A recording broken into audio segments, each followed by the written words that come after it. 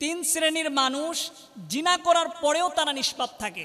এই হাদিসটি যখন আমি পড়ার পরে আমি নিজেই অবাক হয়ে গিয়েছি। কারণ একজন মানুষ জিনা করার পরেও সে নিষ্পাপ থাকে। এই হাদিসটা নবীজি সাল্লাল্লাহু আলাইহি ওয়াসাল্লামের একজন জলিল কদর সাহাবী হযরত আলী রাদিয়াল্লাহু তাআলা আনহু থেকে বর্ণিত। হযরত খলিফাতুল মুসলিমিন হযরত ওমর রাদিয়াল্লাহু তাআলা আনহুর জামানায় একজন মস্তিষ্ক বিকৃত একজন নারী সে জিনা করে ফেলল। তো তাকে শাস্তি দেওয়ার জন্য কিছু সেনাবাহিনী পাঠিয়ে দিলেন যে ওই মহিলাকে ধরে নিয়ে আসো। ওই মহিলাকে ওই সেনাবাহিনীরা টেনে হিঁচড়ে নিয়ে যাচ্ছে। এই অবস্থা যখন হযরতে আলী রাদিয়াল্লাহু তাআলা আনহু তিনি দেখলেন, দেখার পরে বললেন তোমরা তাকে ছেড়ে দাও। তখন তারা বলল যে আমিরুল মুমিনিন তাকে ধরে নিয়ে আসতে বলছে। আলী রাদিয়াল্লাহু তাআলা আনহু বললেন আমিরুল মুমিনিনকে গিয়ে বলো যে আলী রাদিয়াল্লাহু তাআলা আনহু তাকে ছেড়ে দিতে বলছে। তখন সেই সেনাবাহিনীরা তাকে ছেড়ে দিয়ে আমিরুল মুমিনিন খলিফাতুল মুসলিমিন হযরত ওমর রাদিয়াল্লাহু তাআলা আনহুর কাছে গিয়ে বললেন যে আলী রাদিয়াল্লাহু তাআলা আনহু ওই মস্তিষ্ক বিকৃত নারীকে, ওই জিনাকারী নারীকে ছেড়ে দিতে বলছে, এজন্য আমরা ছেড়ে দিয়েছি। এবার হযরত খলিফাতুল মুসলিমিন হযরত ওমর রাদিয়াল্লাহু তাআলা আনহু বললেন যাও আলী রাদিয়াল্লাহু তাআলা আনহুকে ডেকে নিয়ে আসো। কারণ আলী রাদিয়াল্লাহু তাআলা আনহুর কাছে এমন কিছু হাদিস থাকতে পারে যেই হাদিস আমরা নবীজির কাছ থেকে শুনি নাই।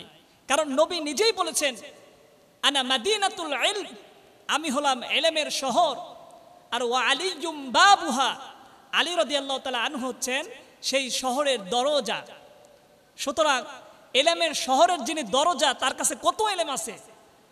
তো খলিফাতুল মুসলিমিন বলেন যেহেতু তিনি নিষেধ করেছেন অবশ্যই এখানে নবীজির থেকে কোনো হাদিস থাকতে পারে, তাকে আমার কাছে নিয়ে আসো। হযরত আলী রাদিয়াল্লাহু তাআলা আনহুকে যখন নিয়ে আসা হলো, আলী রাদিয়াল্লাহু তাআলা আনহু তাকে জিজ্ঞাসা করলেন আপনি কি নবীজির কাছ থেকে এমন হাদিস শোনেন নাই? নবীজি বলেছেন রুফিয়াল কলামু আন সালাসাতিন, আল্লাহ রাব্বুল আলামিন তিন শ্রেণীর ব্যক্তি থেকে কলমকে উঠিয়ে নিয়েছেন। এক নাম্বার হলো আনিল মাজনুন, পাগল ব্যক্তির থেকে আল্লাহ রাব্বুল আলামিন কলমকে উঠিয়ে নিয়েছেন। হাত্তা ইয়াকিলা, যতক্ষণ পর্যন্ত তার জ্ঞান ফিরে না আসে, মস্তিষ্কটা যতক্ষণ পর্যন্ত সুস্থ না হয়, মস্তিষ্ক সুস্থ না হওয়া পর্যন্ত আল্লাহ রাব্বুল আলামিন কোনো পাগল ব্যক্তির কোনো গুনাহ লেখেন না।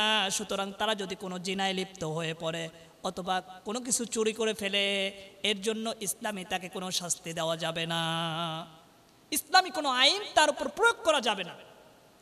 অনেক পাগল থাকে রাস্তাঘাটে, তারা অনেক সময় একটা কিছু চুরি করে নিয়ে যায়। সুতরাং এই চুরি করার কারণে তাকে মেরে তাকে মারা যাবে না, কারণ তার মস্তিষ্ক তো ঠিক নাই, তাকে ক্ষমা করে দিবে। এটাই হচ্ছে নবীজির হাদিস থেকে শিক্ষা। দুই নাম্বার হলো ওয়ানিস সবি, শিশু বাচ্চা, হাত্তা ইয়াহতালিমা, যতক্ষণ পর্যন্ত সে পরিপূর্ণ বালেগ না হবে। ছোট বাচ্চারা যদি কোনো গুনাহ করে ফেলে, যেই বাচ্চা এখনো বালেগ হয় নাই, এই ছোট বাচ্চা কোনো গুনাহ করে ফেললে এর জন্য তাকে ইসলামী আইনে কোনো শাস্তি দেওয়া হবে না, তার উপর কোনো হদ প্রয়োগ করা হবে না। সে যদি কোনো জিনাও করে ফেলে এর জন্য ইসলামের যে শাস্তি আছে, হদ আছে, এটা তার উপর প্রয়োগ করা যাবে না।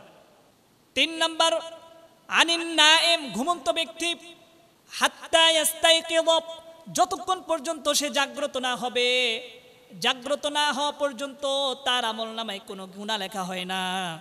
অনেক যুবক ভাইরা আমাদের কাছে প্রশ্ন করেন যে হুজুর, আমরা স্বপ্নের মধ্যে অনেক সময় দেখি যে একটা মেয়ের সাথে জিনা করে ফেলছি ঘুমের মধ্যে, তো এটার জন্য কি আমাদের কোনো গুনাহ হবে? না, এটার জন্য কোনো গুনাহ হবে না। ঘুমের মধ্যে কেউ যদি জিনা করে ফেলে, তাদের যদি কোনো স্বপ্ন দোষ হয়, এর জন্য কোনো গুনাহ হবে না। কারণ আনিন নাইম হাত্তা ইয়াস্তাইকিয, যতক্ষণ পর্যন্ত ব্যক্তি ঘুমিয়ে থাকে ততক্ষণ পর্যন্ত তার থেকে কলমকে উঠিয়ে নেওয়া হয়, তার আমল নামায় কোনো কিছু আর লেখা হয় না।